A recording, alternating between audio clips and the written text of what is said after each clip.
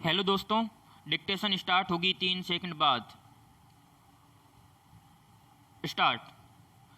राजनीतिकों द्वारा आए दिन बोले जा रहे अनर्गल बोलों पर लगाम लगाना अत्यंत आवश्यक प्रतीत होता है, अन्यथा आरोप प्रत्यारोप का ही सिलसिला चलता रहा तो आम नागरिकों से वास्तविकता का टूटता नाता नकारात्मक परिस्थिति का कारक सिद्ध हो सकता है।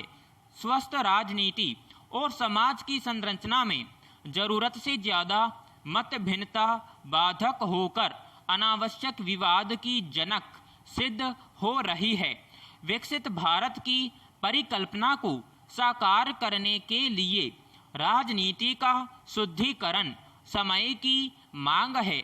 इन दिनों राजनीति में सच को झूठ और झूठ को सच सिद्ध करने की होड़ सी चल रही है। ऐसे वैसे चाहे जैसे जनमत का समर्थन पाना राजनेताओं का परम लक्ष्य बन गया है। लक्ष्य को पाने के लिए नैतिक अनैतिक का भेद नहीं किया जाता। पैराग्राफ। यह स्थिति लोकतंत्र के भविष्य के लिए ठीक नहीं कही जा सकती। निरंकुश राजनेताओं ने मात्र अनर्गल प्रलाप के माध्यम से राजनीतिक परिस्थितियों को दूषित कर रखा है। इन परिस्थितियों के चलते आम नागरिक राजनीतिक दृष्टि से भ्रम जाल में उलझा हुआ दिखाई देता है। लोकतंत्र के भविष्य की दृष्टि से यह स्थिति चिंताजनक ही है। अपने अपने राजनीतिक स्वार्थों के चलते इन विचारणीय पहलुओं पर गौर नहीं किया जाना गहन चिंता का विषय है। दरअसल राजनीति में विरोधाभासी विचारधाराएं कालांतर में समाज में गुठली संघर्षों को भी जन्म दे सकती है।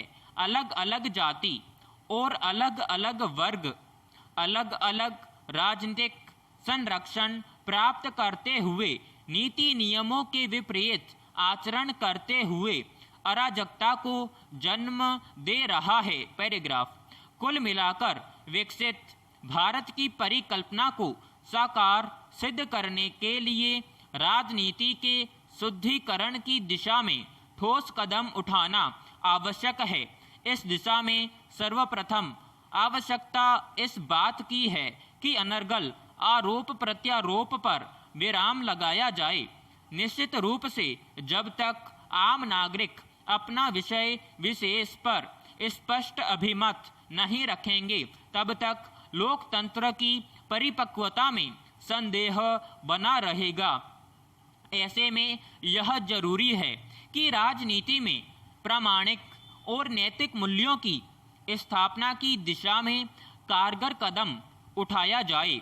निश्चित रूप से जब राजनीति में निराधार को आधार नहीं बनाया जा सकेगा तब ही नागरिकों की राजनीतिक जागृति सकारात्मक परिणाम दे सकेगी। अन्यथा भ्रम जाल में निरंतर उलझते नागरिक अस्थिर मन से मतदान करेंगे तो वह भ्रमित अवस्था का ही परिणाम देगा। पैराग्राफ।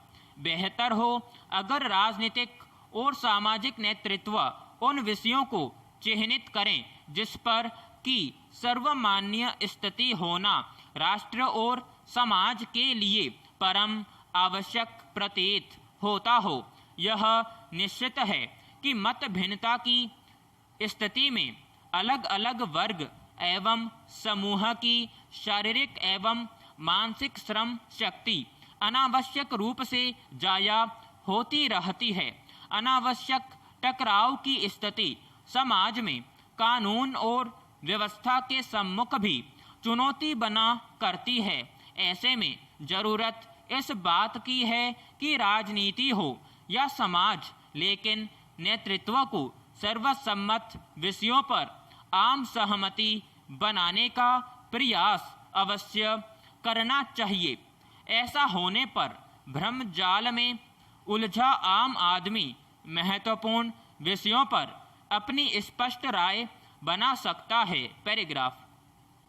सभी जीव जंतुओं और पक्षियों का हमारे जीवन में बहुत अधिक महत्व है। प्रकृति ने इनके रहने के लिए सारी सुविधाएं उपलब्ध की है, लेकिन मानव अपने ऐश्वर्य और वैभव में यह भूल गया है। जिस प्रकृति ने उनके जीवन के लिए सब कुछ मुहैया कराया है, उसकी अहमियत समझना बेहद जरूरी है। लेकिन मनुष्य इस सुंदर प्रकृति और वातावरण के साथ क्या कर रहा है? केवल उसे गंदा, प्रदूषित कर रहा है और पृथ्वी के हर हिस्से में अपने पैर पसार रहा है। मुनाफे के लिए जीव जंतुओं के आवास को उजाड़कर इमारतें बना रहा है। व्यावसायिक गतिविधियां संचालित कर रहा है। कुछ दशक पहले तक वन क्षेत्रों में मनुष्य की गतिविधियां ज्यादा नहीं थीं, पर मनुष्य के वैज्ञानिक आविष्कार तथा बढ़ती जनसंख्या के कारण पृथ्वी को बहुत हानि हुई।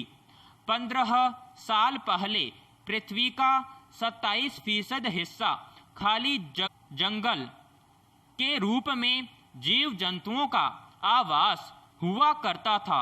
वह अब घटकर 19% रह गया है, जिस कारण पशु पक्षियों को अपना आवास छोड़कर तमाम मुश्किलों और संकट का सामना करते हुए दूसरे जंगलों में जाना पड़ता है। फिर भी मनुष्य कुछ चीजों को देखकर अनदेखा कर रहा है। पैराग्राफ।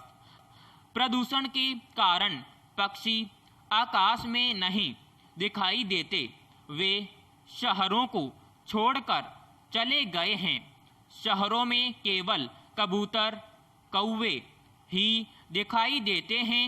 गांव में खेत खलिहान होने के कारण उन्हें पीने योग्य पानी और भोजन मिल जाता है, लेकिन अब गांव भी शहर का रूप धारण कर रहे हैं।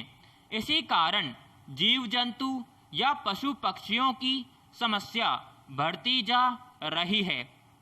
मनुष्य को अपने अस्तित्व को बचाने के लिए अपना कुछ समय निकालकर जीव जंतुओं के लिए दाना पानी या रोटी रखनी चाहिए। पैराग्राफ। कोरोना महामारी एक वैश्विक आपदा है। इस महामारी पर विजय प्राप्त करने के लिए हमारे वैज्ञानिकों ने अथक मेहनत से रिकॉर्ड समय में स्वदेशी टीका तैयार कर पूरी दुनिया को अचंभित कर दिया, लेकिन देश के विपक्षी दलों को यह रास नहीं आया और प्रारंभ से ही टीकों की गुणवत्ता पर सवाल खड़ा कर लोगों को भ्रमित करने का काम किया गया।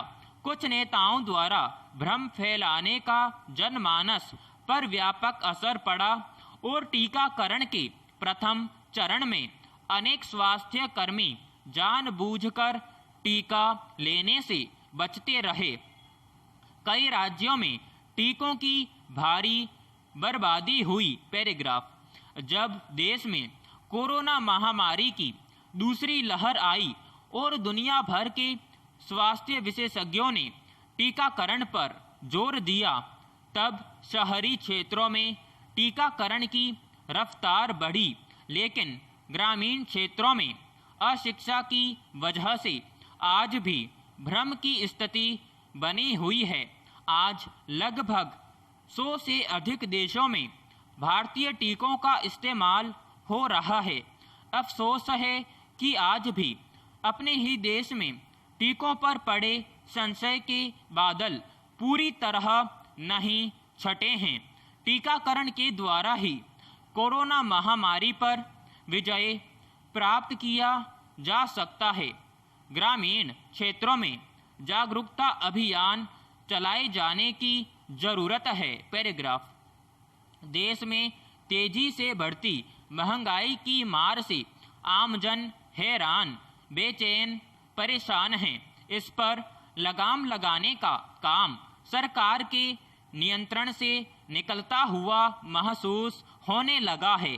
पेट्रोल डीजल की कीमतों में जो उछाल आ रहा है उससे खाद्यान्न वस्तुओं के परिवहन ढुलाई में तेजी से वृद्धि हो रही है। सवाल है कि जनता के हित में सरकार की इच्छा शक्ति कहाँ खो गई है। समाप्त।